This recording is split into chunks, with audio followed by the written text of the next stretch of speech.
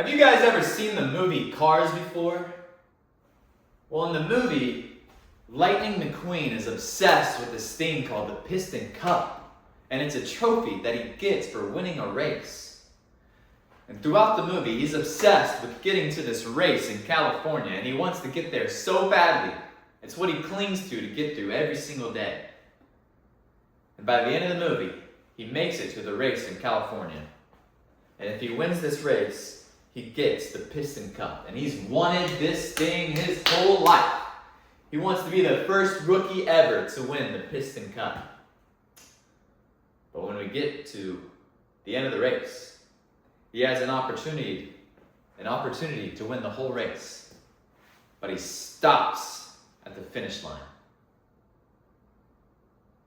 He stops. Just whenever he could seize everything that he's ever wanted, he stops. And then he turns around, and then he pushes his friend who just crashed across the finish line before him.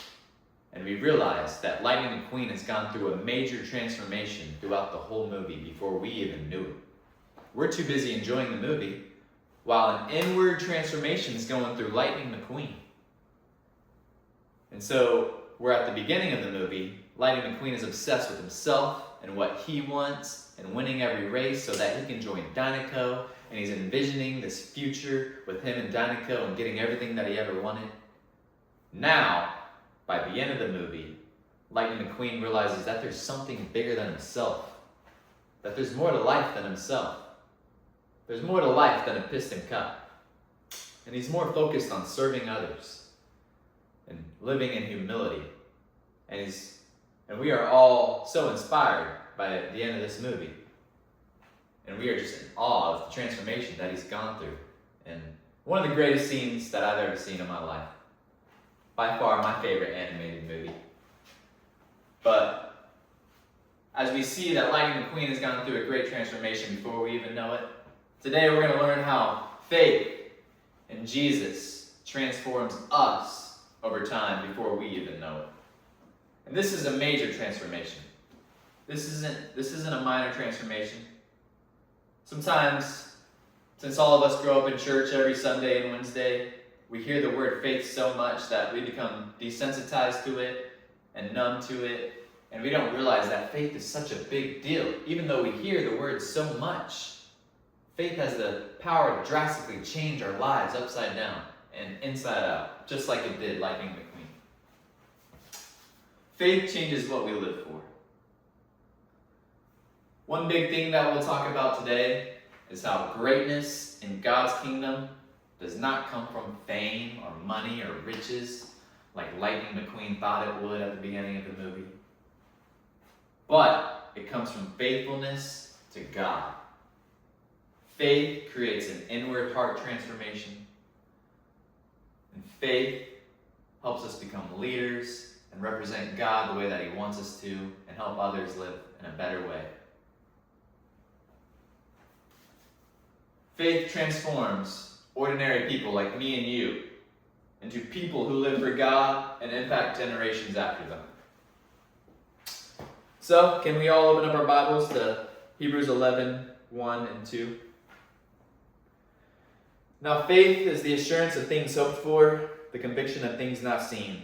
For by it the people of old received their commendation. Now, does anybody know what assurance means? It basically means sincere confidence and certainty in something. So, this says faith is the certainty of things hoped for. Now, what are the things hoped for from God? Well, a relationship with Him, sanctification, becoming more like Jesus every day, salvation in heaven, and the fact that it's real.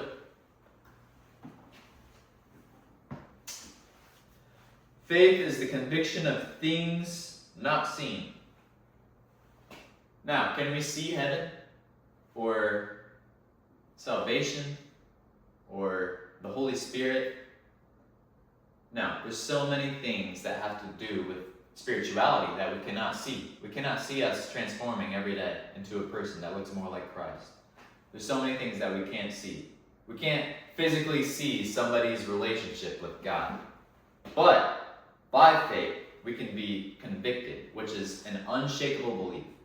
Conviction means an unshakable belief in the things that are not seen. For by faith, the people of old received their commendation. Now, the people of old, those are the people that we've been talking about in Genesis the past 10 weeks. Noah, Abraham, Sarah, Isaac, Jacob, Joseph, all of those guys. Those people of old received their commendation, which means reward, by faith. So it was by faith that those people received everything that they desired. And God blessed them by their faith. So, faith transforms us from living for ourselves to living for God. Just like in Cars, we see how Lightning McQueen goes from a dude living for himself to a dude living for others in humility by the end of the movie. By faith, which is real, we can have that own inward transformation.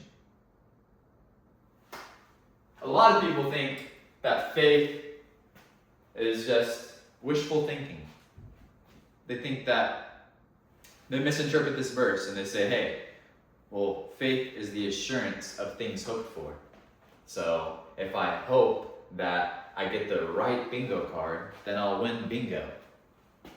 Well, guys, that's not faith at all, because faith biblically isn't something that's real. God, who's shown himself to us, who's revealed himself to us in our lives. We see how he's been working in our lives in so many different aspects. We see how he's evident in creation and in the world, and how the world shows that there has to be a God and the way how perfectly everything's made. But with a bingo card, you have no control over that. There's no proof that you'll get the right bingo card to win, which is completely luck-based. So, just because the first verse says, faith is the assurance of things hoped for, it doesn't mean if you have enough faith that you'll have the right bingo card, that you'll have the right bingo card. That's called wishful thinking. Faith comes from the evidence that God is real. God has already given us so many reasons to believe in him. When you look at Noah, Abraham, Sarah, Isaac, Jacob, and Joseph, you see that so many times in their lives, like God had literally talked to them, and that in their hardest times, God had delivered them from their trials and tribulations, which showed even more evidence that God is real, and which increased their faith and helped them to take bigger steps in their faith. So not only does faith transform us, but we need to understand that we need faith. So, Abraham, we see, left his home without knowing where God would lead him, and we didn't realize how much that would do for Israel, and literally created the nation of Israel. Noah built the ark by faith before he even saw rain, before everybody around him was ridiculing him for building a big boat. He continued to build the giant boat by faith. Sarah believed God could give her a child even in old age. Isaac and Jacob continued trusting God's covenant promises, not by wishful thinking, but because God has already revealed himself to them and has helped them so much. And Isaac and Jacob's fathers. Well, Isaac is Jacob's father, but we see how God has helped these generations by generations, which increases their faith. Joseph, the son of Jacob, trusted God even though he was thrown in prison by his brothers, probably because his own father, Jacob, had lived such a faithful life and passed it down to Joseph. So, in their hardest times, they had one thing to cling to.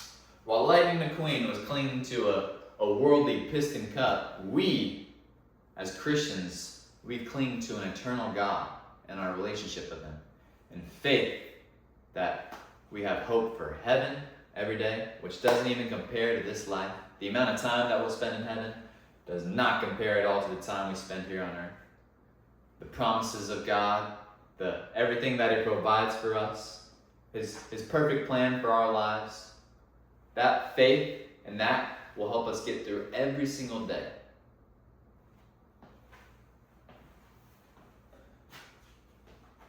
So did y'all see the big difference there? While Lightning McQueen was putting his faith in a piston cup, which is worldly and temporary and doesn't bring the satisfaction that you think, we have the opportunity to put our faith in an eternal God. That is faith. That's biblical faith. We should desire faith. So not only does faith transform us and that we need faith, but we should want faith. We should want to have it. Hebrews 11:6 says, "And without faith it is impossible to please God. For whoever would draw near to God must believe that He exists and that He rewards those who seek Him."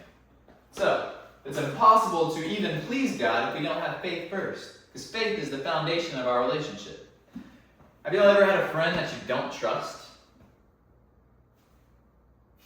Do you continue to be friends with that person?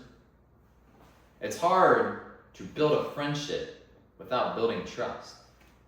In the same way, how are we going to build a friendship and trust with God and deepen our relationship with Him without faith in the first place and trusting in Him? God has brought me so far already, and that just builds my faith even more.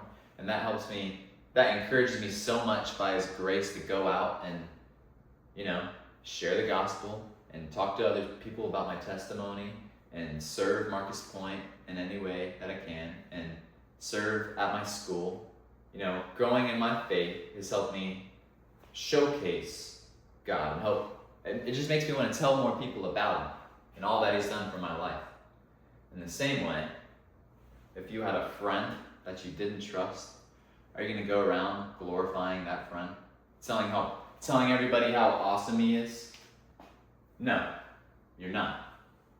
Our purpose in life is to glorify God, and that all starts with faith and trust. So whenever you go home tonight, I want you guys to think about, man, do I really put my faith and trust in God? Or do I just do it because everybody else does it? Or do I just do it because everybody that I see at church does it? I want you to think about it. Like, in your heart, do you believe that God has an amazing plan for you? That heaven is waiting on you? Do you believe in God's promises that He will be with you everywhere that you go, in your hardest times and in your greatest times? That is true faith, if you truly believe in that. That'll help you grow in your relationship with God. So, faith is the foundation of our relationship with God, because faith allows us to trust in God's character and His promises.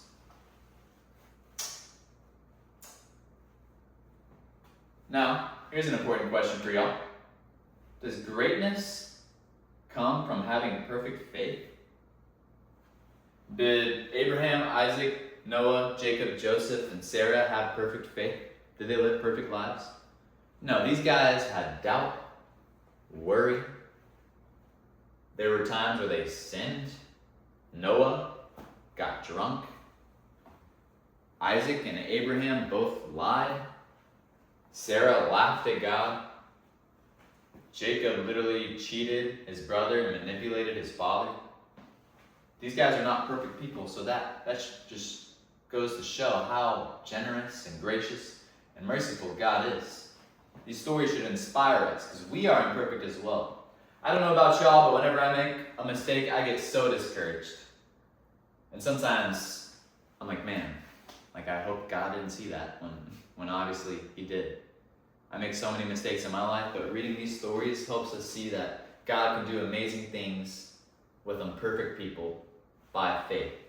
If you continue to have faith every day, if you have endurance, even through all the mistakes and hard times, God will do amazing things with you, as you see from these lives.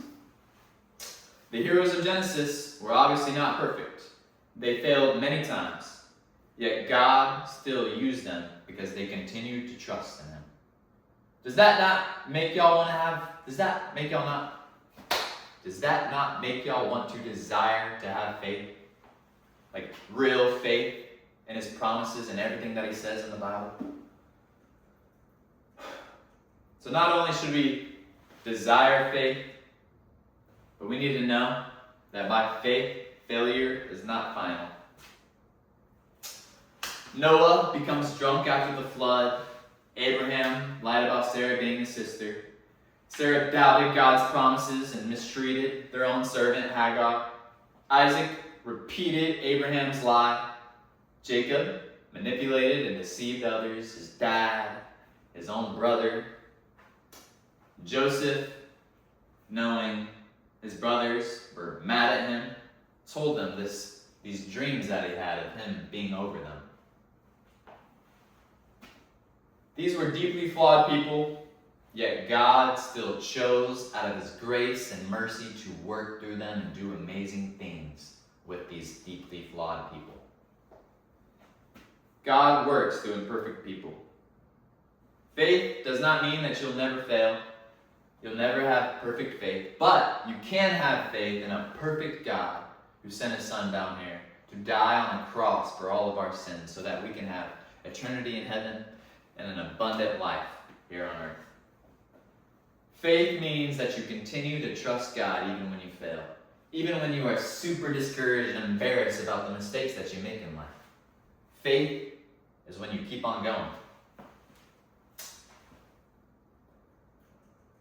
My final point and exhortation is that greatness is impossible without faith.